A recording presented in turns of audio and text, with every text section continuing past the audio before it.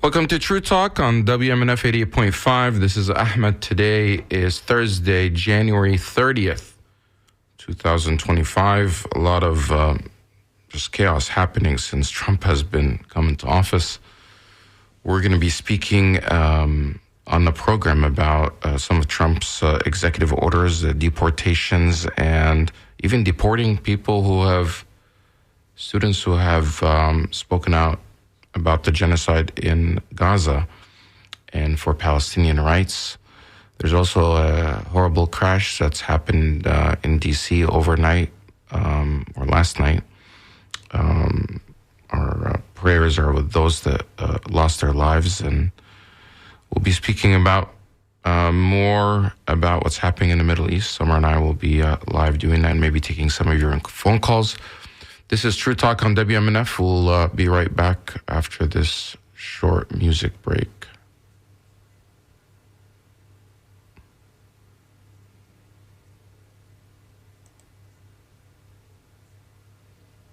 Well, for some reason, music is not ready.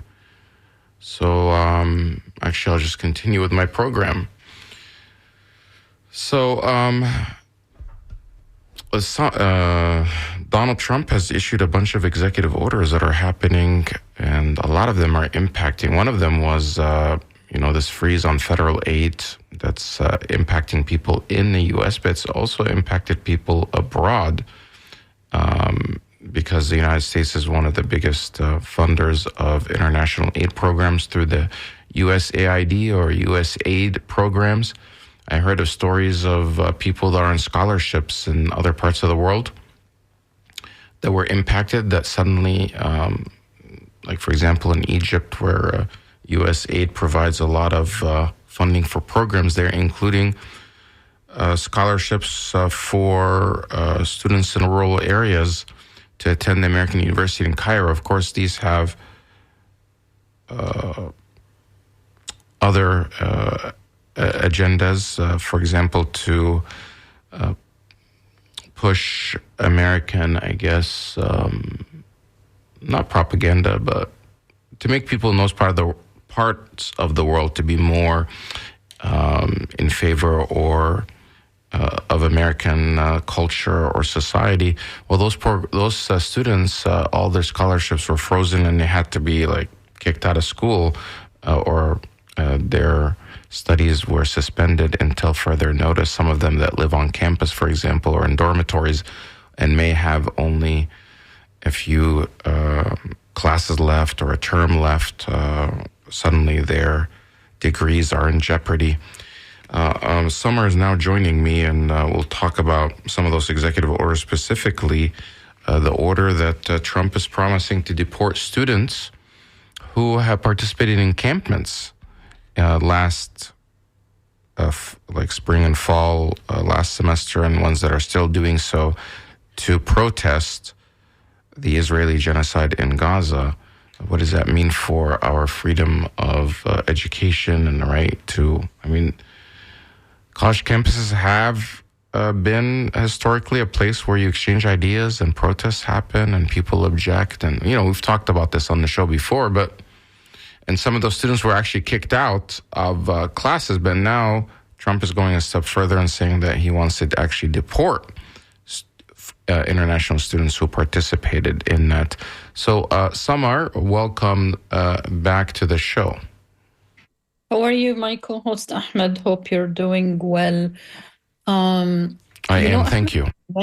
You know that I lived in many Arab countries. I was born in Kuwait, went to school there, and I also went to school in Lebanon but it was like a short, maybe 6 months. And then I went to school in Saudi Arabia, and then school also in Egypt. But then I went to college to the American University in Cairo. And all my education was in Arabic. And the only good, really, level of English was in Kuwait when we were young. So anyways, I had to do 6 months of intensive English language, or 1 semester, 4 months of intensive English language. But when we started taking classes, my mind, my brain, my being, my whole entire intellect was not used to being asked a question and asked about an opinion. Like I remember most of What our do you mean? Where were you being asked about an in opinion? American University in Cairo when I started taking the courses, Okay. history or political science or mass comm, and all of a sudden in a classroom setting, the professor is asking for my opinion. So before you And were this has not never being, happened. yeah. If you just let me finish my trend of thought and be patient, you will understand why the heck I'm talking about this. Yeah, it's just taking a long time to get to the point. So I was trying to clarify. Because, If I'm not like, understanding, then maybe the listeners also. So, but go ahead. no, because they need this background Right. to understand the gravity and the disastrous policies that this guy just enacted. Okay. Let's tie it So together. you have millions of people out there who go through education and never go through this system of freedom of speech in a university setting. Because we just memorize, memorize, memorize, memorize. I can tell you now, okay, a lesson that I have memorized in history book about Al-Khulafa al-Rashidin, the righteous leaders that came to rule the Muslim community after the death of the Prophet Muhammad, peace be upon him. I mean, that is the level of memorization. But to think, to analyze, to have an analytical mind, I learned all that when I went to the American University in Cairo. So you're saying that education in the Middle East doesn't have critical thinking, that only you were enlightened once you went to the AUC, so the classes in the schools in the Arab world don't teach this type of critical thought. They just memorize. Is that the point you're making? Exactly. So everybody looked up for the American system of education because it's, first of all, based on semesters. Okay. So you don't have to study one subject for 1 year. And you take, and there is the concept of electives. So you go out of your specialty. Let's say you want to study medicine or you want to study engineering or history, but you can end up taking a class on logic or a class on mass communication or. So everybody used to brag about this particular aspect of American higher education, of course. So when you go to college, even here in the US, when you go to college, you have more freedom to explore new subjects, new ideas. And obviously, it is threatening to Zionism. And obviously, some people just don't care about the meaning of these policies to the image of the US globally. For instance, Ahmed, as soon as I put this tweet about this executive order, most of people said America is a big lie. Every day we see that America is a big lie. So, I don't want to keep defending and being on the defense. And I say, look, there will always be people who will fight these policies, who will try to change it once this administration is gone. But at the same time, how can you penalize people for their opinion?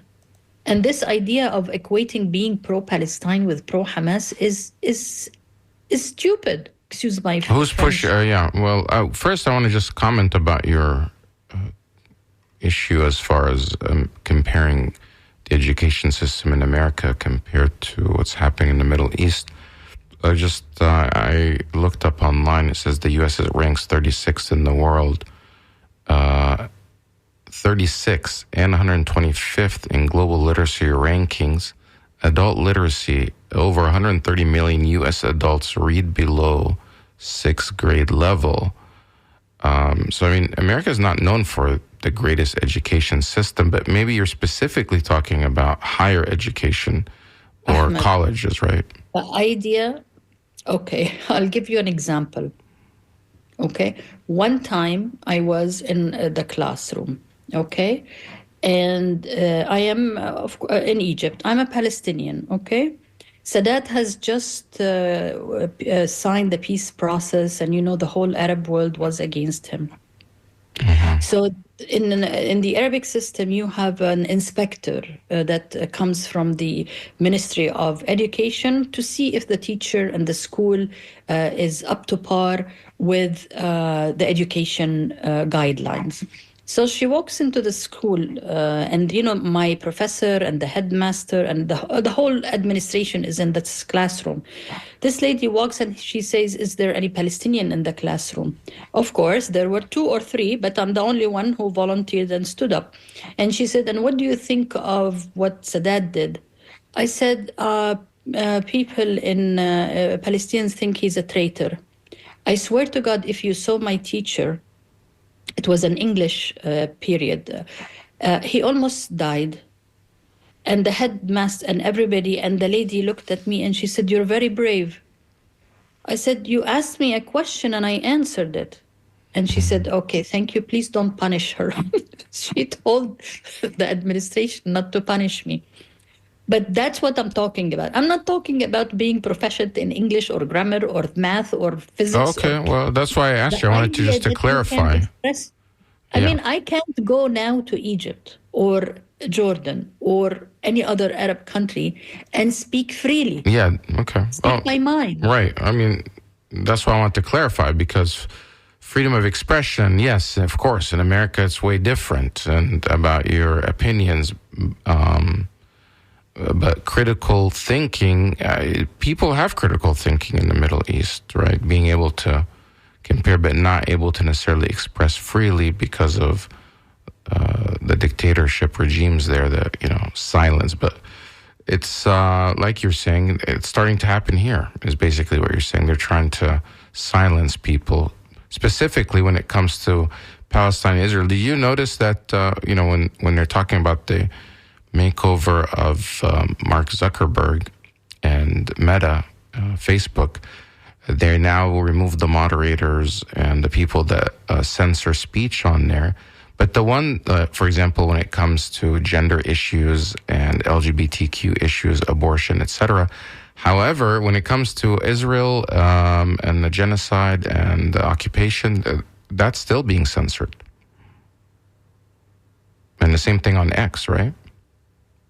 Yes, Ahmed. So in America, there is freedom of expression about many issues, but when it comes to that specific issue, everyone seems to be silenced, including on X, where you can, there's anything is allowed to be said, and Elon Musk champions this idea that, there's freedom of speech on X. However, the one issue you can't criticize is Israel. I think... in a way, it's a very positive sign things are changing. The more you go towards censorship, the more it means that there is some kind of a truth that is coming out finally, and that people are paying attention to the truth of what is going on for more than 75 years in Palestine, with the creation of this state, Israel, from Europeans who have nothing to do with the land, except, of course, for being Jewish. And this is why, for instance, if you go and check the names, the original name of Netanyahu, and you will find that they are all mainly Eastern European names that they had to change to make themselves look like they belong to this land. So the more you try to criminalize talking about Palestine, the more I see it as a sign of fear that the truth is coming out. So now we really need to stifle dissent. We need to clamp down on freedom of speech. But what scares me, Ahmed, because I'm also not only I wear the hat of being Palestinian, but also I'm a Muslim Arab American, it will lead to other issues. It will lead to other discussions. And that's where I think some people are worried. Okay, today it's really Palestine, but maybe tomorrow it is also Islam, or maybe it is other social issues that are purely American. So it scares me. The idea of censorship scares me because I am somebody who lived under censorship most of my young life, let's say. Like I lived most of my life now in America. So I'm so used to it. It's very difficult to keep quiet. Right. I mean, this When you show may travel? not be allowed if we have to be quiet, WMNF, and expressing Yeah. free speech. But this is known as a bedrock of the American Constitution. This is what it means to be American: a religious freedom of religion and expression, freedom of speech, freedom of the press. All of those things seem to be more under attack now than ever. And it seems like the press is just not really challenging what's going on. There's so many executive orders that are coming out, and people are accepting it. And now the press has really become these tech oligarchs, these tech billionaires who have all lined up. We saw them at the inauguration lineup behind the president. These are people who opposed the president at one point in his first term. Now they're just all getting behind him as far as championing whatever, American greatness and trying to usher in the economy. Are they putting their so-called principles aside in exchange for profit, or they just didn't have any principles and it's always about them? Do you I think? really don't know, Ahmed, if you're asking me. Yeah, I'm asking you your They opinion. I know mean, this is well, your time to express your opinion before they take it away. yeah, I think they. I mean, Musk was learned a lesson when he said something quite anti-Semitic, and the ADL and many. He was punished, let's say, penalized financially by several companies. Yeah, they Withdrawing, boycotted his platform from yeah, advertising and they hurt him. which to me, I still believe that he is a racist. Well, we saw that he did this Nazi salute, and now Yeah, you see the ADL came out and yeah, defended him. which is really, it just shows you there are people who really just love power and whoever in power. But to me, I sincerely believe that he is a racist human being. From the things, forget about like Arabs or Muslims, the way he speaks about keeping Italy Italian. And So okay, Germany. let's stop all eateries and Olive Garden from being in America. Why do we have so many pizza places here and we have so many Italian restaurants? Let's keep America apple pie and steak and potatoes. Is there what would be left if of the American food if you get If rid of all this international food? And I don't know if people would agree that Olive Garden is actually Italian food. Some people would be, but that's. But I get your point. We actually have a phone call. Somebody wants to talk about education. I don't know. Do you want to take the phone call? Yeah, why not? Okay. Yes, William from Sarasota. Go ahead. Hello. Yes, my wonderful guest there who is speaking. That's my co-host, Samar. Could you repeat, please? That's not a guest. That's my co-host, Samar. Okay, your co-host. Yes. I'm sorry. Go ahead. I do apologize because I thought it was an invited individual speaking on Sure. Go ahead. Go ahead, William. issues. What I find very clear in full clarification of what she's speaking of is that in the initial education is like me learning about Tom Sawyer or Little Red Riding Hood. It's routine to say you have an idea of what the language is saying. But if you are to look at that initial thought as being critical towards it, saying, well, what's Red Riding Hood doing in the woods, and not being accompanied by someone through the woods so that she can have a way to be safely going to the woods, Mm-hmm. In other words, there is an exemption of critical thinking on that level. You just routinely it's like taking something that you want to save and packing it as a fire. the simulation to that is like getting rid of trash. You pack it in, but there's no this distinction between these two. A file is equal to that of, let's say, a container that contains something. It can be trash. Okay, so what is your point? Well, what I'm saying is that she clearly opens up the idea that critical thinking was not being open in the initial form of, say, being able to say, teach me your language and teach me your way of life, of democracy and all the other factors that are well involved.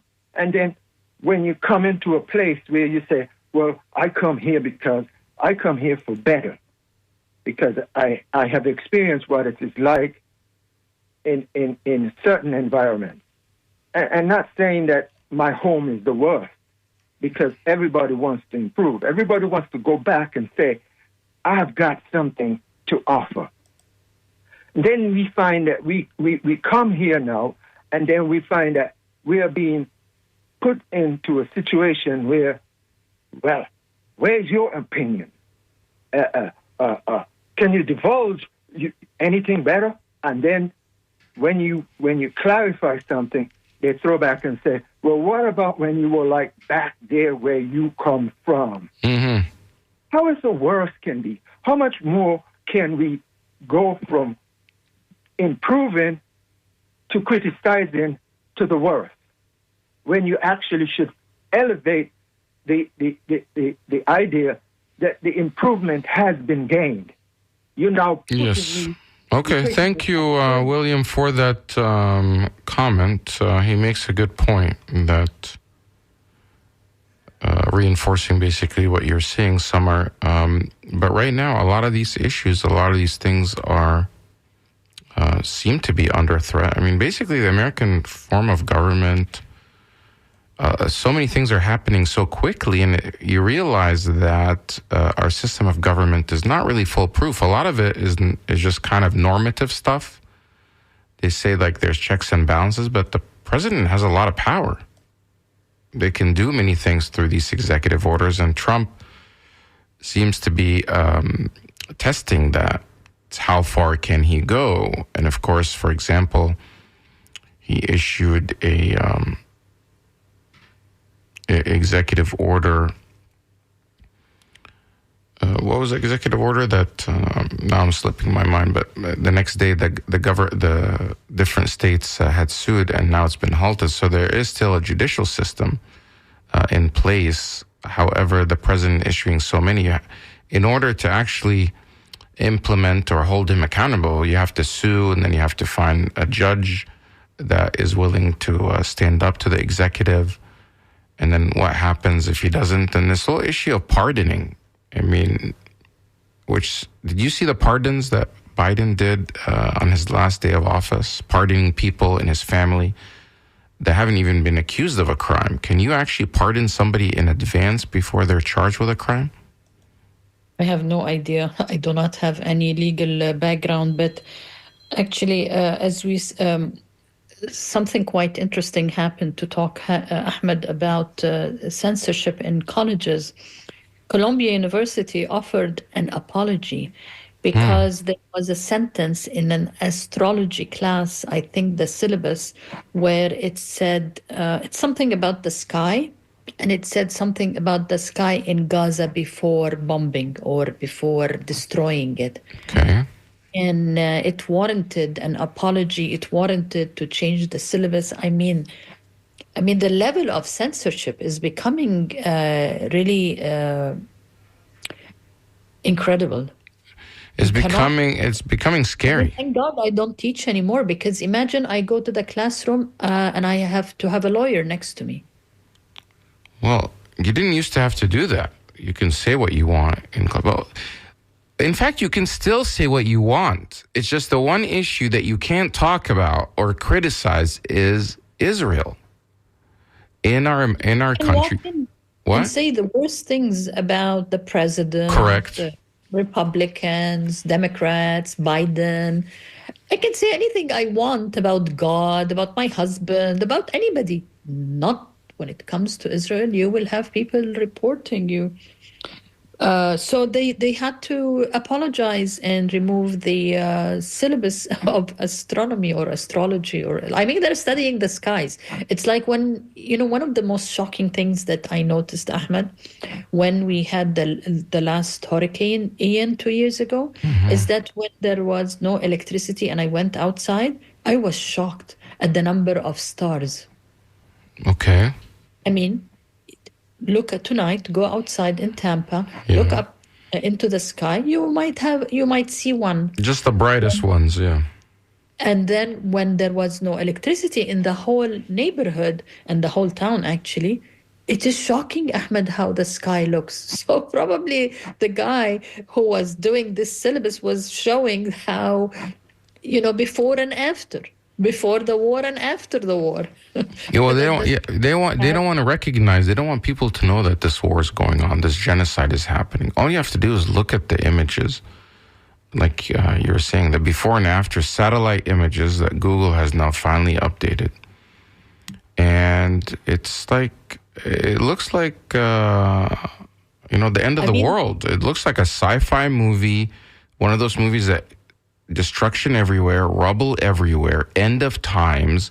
Like a meteor just landed from space and destroyed this area. But this is 80%. All done. Yeah. What did you say? 80%. The calculation now with people looking at the maps calculated that 80%. So neither World War I or World War II or Nagasaki and Hiroshima combined created this level of destruction in one geographic area. And the world is just watching, idle, watching it happen. And the one fascinating image is that we saw that once the ceasefire was announced, that's in place, that these Palestinians in Gaza, who have been displaced for months now, rushing and running, walking, taking whatever way they can get back to their homes, where they were pushed out and driven out from, knowing that they're going to go back and find rubble. Of course, many of them were devastated. They didn't realize how bad things are, but they're going back. They, normally, like, for example, in other areas where there's war, whether it's Ukraine or other places, people left their nation. They got on, trains and whatever, and they relocated all over. However, in Gaza, they couldn't do that because all the borders are closed. They're surrounded by walls, and they cannot leave. I mean, if you don't believe me, look it up. They're surrounded by walls that are like more than 20 feet high. It's like a big open-air prison that surrounds the whole Gaza Strip.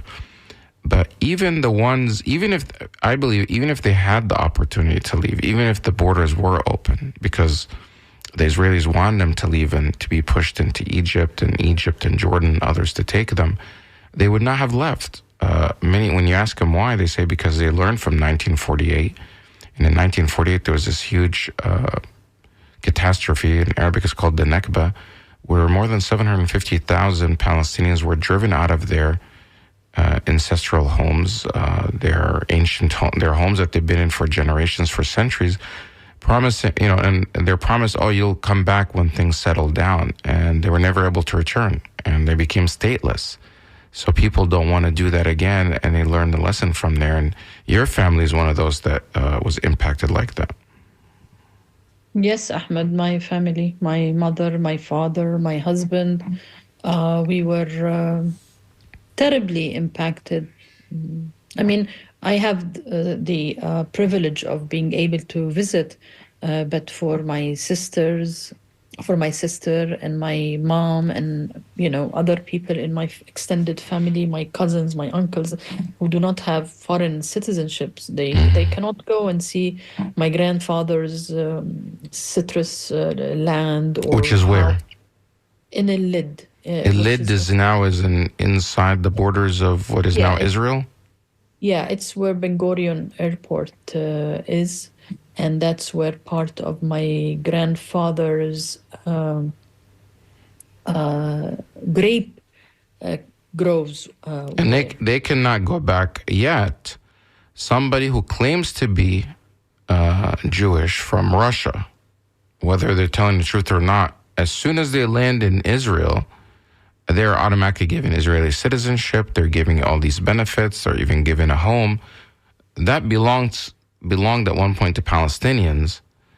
And yet Palestinians that are displaced all over the world have no right to ever visit their home country or their land unless maybe if they have dual citizenship or they have some sort of citizenship like the United States or European country. Samar, I have a caller named V that's calling in from Lakeland. I'm going to take her. But if you want to join the conversation, you can call us at 813-239-9663. We're talking about the suppression of speech when it comes to Israel, attack on Gaza and occupation and the genocide that's happening there. It seems to be that they want to silence everyone that dares speak out about this and right away label them anti-Semitic and it's not allowed to be spoken of. And there are all these rules that are popping up everywhere across this country to silence people. V from Lakeland, go ahead. You're on True Talk. Yes, thank you. I You're want welcome. to call your attention to the picture of the little girl running down the road, burning with napalm, who had all her clothes off in the Vietnam War, and how that one picture turned the sentiment of the American public against the Vietnam War and eventually ended that war. That one picture told everything. Children were being killed. And I believe the suppression, the American government learned from that. And so they suppress any pictures of children being killed or women being killed or elderly people being killed in Gaza. And they paint this little picture that, Israel's doing some bombing to clean up Hamas. And the fact is that Israel is trying to get rid of all the Palestinians in Gaza to keep the oil, and the oil company money is behind them, which is why the American government is behind them. A lot of us know this. But if somehow hackers could get into any media system, universities, colleges, schools, anywhere, and send pictures of the victims of the Israelis, I believe that would begin to turn the tide towards the rest of the world saying, hey, this is horrible, this is inhumane, this is genocide, and it has to stop. But they keep whitewashing it, they keep throwing up smoke screens of this issue and that issue and so forth to keep the American public from ever focusing on what is really happening in Gaza. And the fact that the Americans who turned away the ships of Israelis who were trying to get away from the Germans in World War II, and the British did the same, and sent them to Palestine because they didn't want them here, I think that the irony of that repression and desertion of people who were in desperate need to save their lives is now happening to the people of Palestine. And they are suppressing any pictures. That's what we need. We need pictures. We need for someone in Palestine to start hacking different accounts and sending pictures of the victims of Palestine, sending them pictures of entire communities in rubble, and letting them know just how devastating and how horrible this is for the Palestinian people. I believe if they could do that on a just nonstop basis every day, bombarding us with those pictures, the American public would turn around and say, that's enough. Stop it. Get out of there. Stop funding that war. You make a good point. Thank you, V. Samar, she makes a good point. I mean, pictures are very powerful. These videos, yeah, it is happening. We do see it in live stream, but the American media is not portraying and is not carrying those images. I mean, even case in point is the popular Sunday show 60 Minutes. It seems like they sat on a lot of investigative journalism that shows that the Israeli military was using 2,000-pound bombs on housing units apartment buildings that killed civilians. Yet they waited until the ceasefire was about to happen, and then they aired that footage, which it seems like they've had that information, for the past 6 to 7 months. True, Ahmed. And if you look at the New York Times and the mainstream media and even BBC in Europe or in England, you will find that they use acrobatic language in order not to mention the word genocide or not to mention who killed. So let me read for you this headline. He survived 15 months of war in Gaza, then died as ceasefire neared. So when you read this, you'd think, oh my gosh, the guy had cancer and died. Or, oh my God, he had a heart attack. Or he fell from his balcony on his head. No, if you go dig deep, you will find that, oh, Israel just sniped him. Like yesterday, there was this 12 years old standing in front of his parents' building. And then, boom, a bullet into his belly. And he fell. Screaming and screaming and screaming. A guy on Twitter tells me, well, you teach your kids to hate. So I said, we have no clue who is this kid. We don't know anything about him, except that he looks like a 12 years old screaming his lungs out because he was shot while standing in front of his parents' house in Jenin in the West Bank, in the occupied West Bank. So you will have always people, Ahmed, that will justify the murder of kids. But like V said, of course, if there aren't enough Americans really paying attention to what is going on, they would not be censoring what's happening. But there is also the story when Trump said that they're trying to stop waste in government, which is something great. So he's stopping a shipment of 50, or he found out that there was a shipment of $50 million going to Gaza of condoms. And, I do follow the news a lot, especially on Twitter, and I'm thinking, what? When did this happen? If there is something wrong with Gaza, is that people have too many kids and do not think of protection. To the level, Ahmed, to be very frank here, when, maybe 6 years ago, with the latest war, not the latest, the one before, I think 2014 or something. So I was in Egypt, and my sister was involved with helping Palestinians who come out of Gaza to get treatment. So this guy's wife, second wife, has been injured. So I'm chatting with the guy and I'm saying, so how many kids you have? And he told me 6. I said, oh my gosh, 6? And you have 2 wives? He said, yeah. I said, and he has no money. Okay. He's like beyond broke. I said, you are beyond broke. How could you get married to another wife? And he said, because the first one, my cousin, and it was kind of no love involved, and I fell in love and I married the second one. And I said, and why do you have 6 kids? He looked at me, Ahmed, and looked and was very, very quiet. And he said, can I be frank with you as a woman? And I'm thinking, okay, I don't know, where is this conversation going? And he says, being intimate with my wife is the only decision that I make that Israel is not involved with. My food, my life, my death, my travel, my movement, everything is under the control of Israel. He said, only when I am intimate with my wife, Israel is not involved. Wow. So when I heard this news coming from Trump, I knew this can't be true.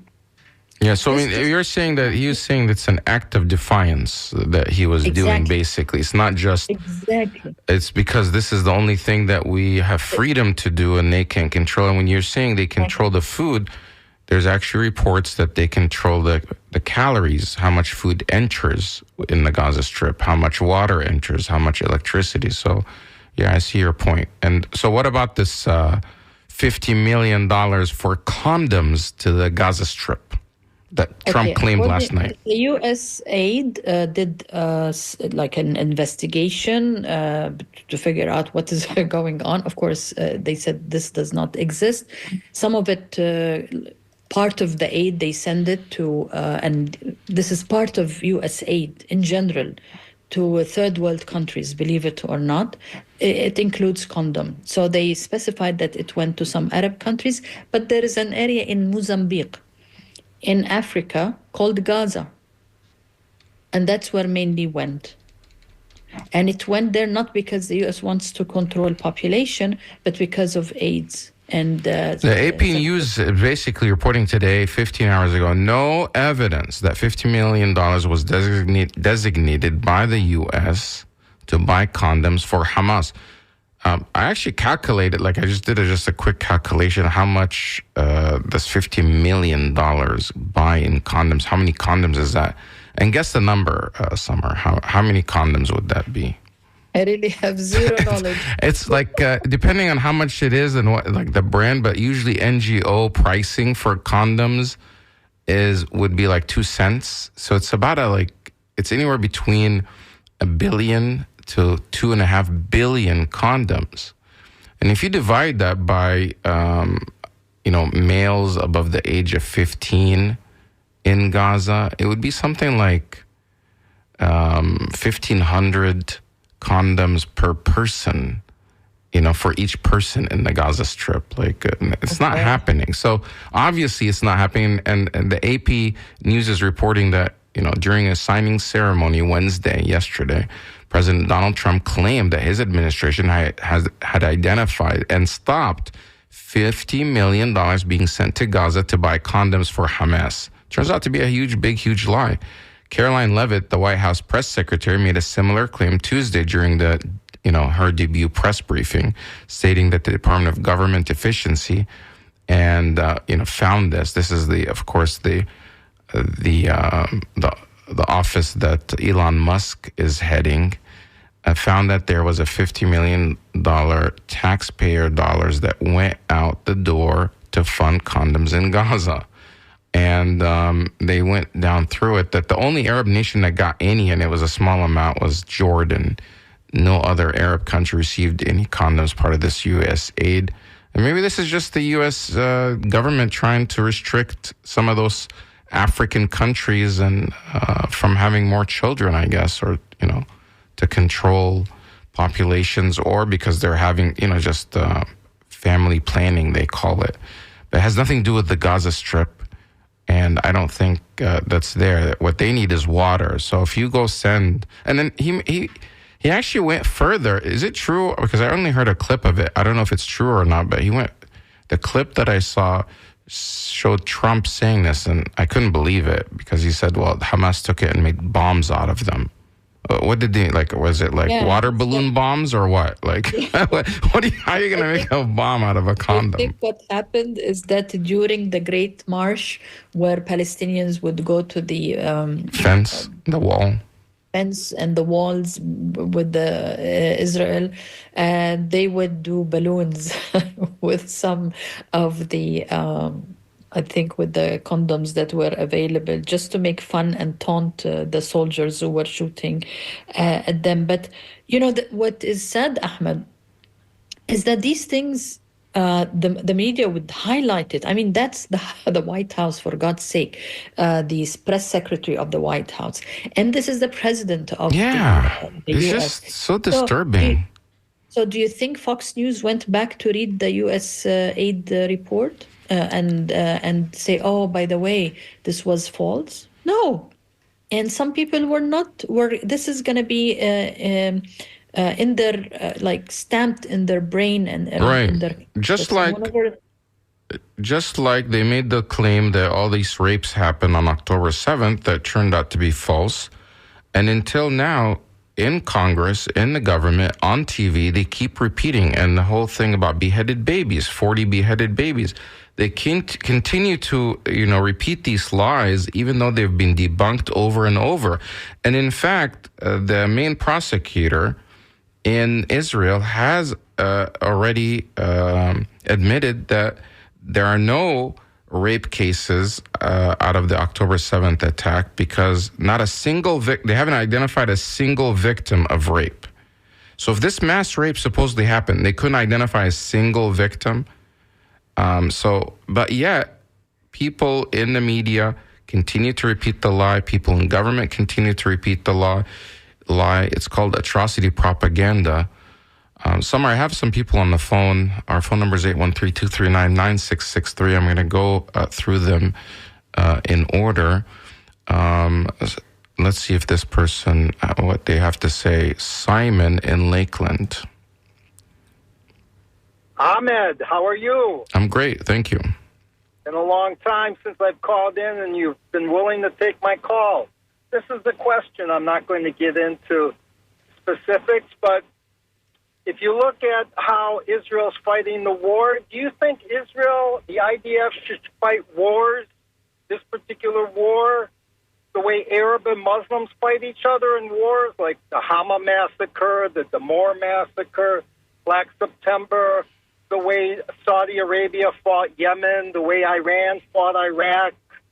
I don't understand your question. What is your question? Should they fight the same way or should they fight different? Should Israel fight wars the way Arab and Muslims fight each other? It would probably be better since when they fight each other, both sides have weapons. On this situation, one side has all the weapons and the other does not have any weapons. I don't understand your point.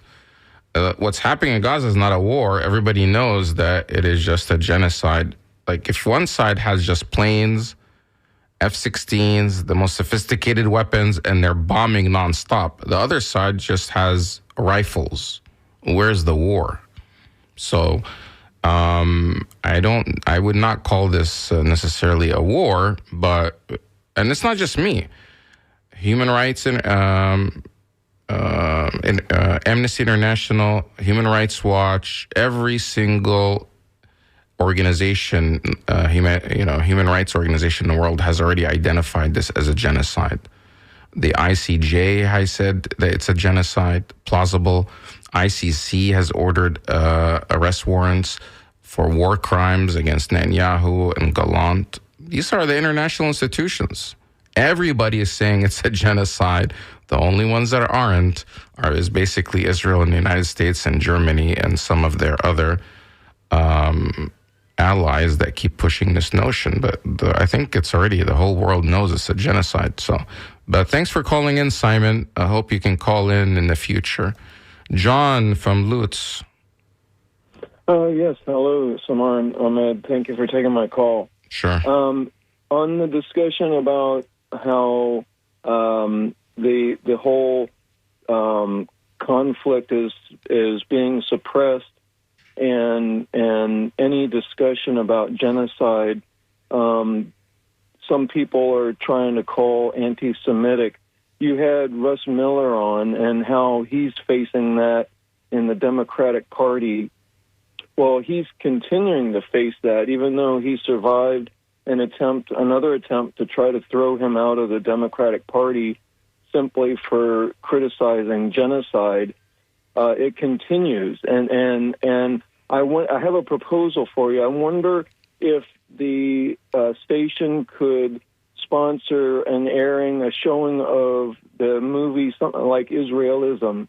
Yeah, I think that would be a great idea. I saw that film, and I think more people need to see it. The powerful thing about it is this film is made by Israelis. It's made by Jewish people, young Jews, who actually were fully behind and supportive of the Israeli state and the occupation, and then they learned about what's really happening, and then they started becoming anti-Israeli government, and they want to have pro-peace and coexistence, and of course they try to depict them as self-hating Jews. But yeah, I think that would be a great film that we can recommend.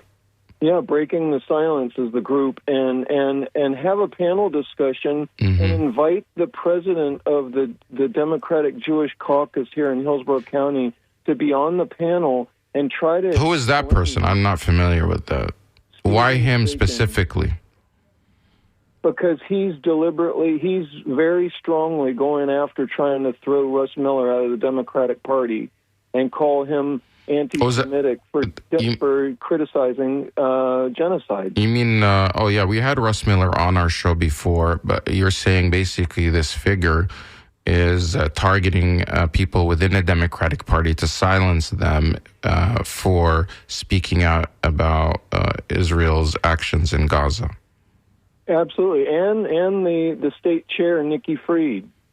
Oh, maybe Nikki Fried can come to the... Yeah, well, I don't know if they'll agree, but it's a good idea. Thanks, John.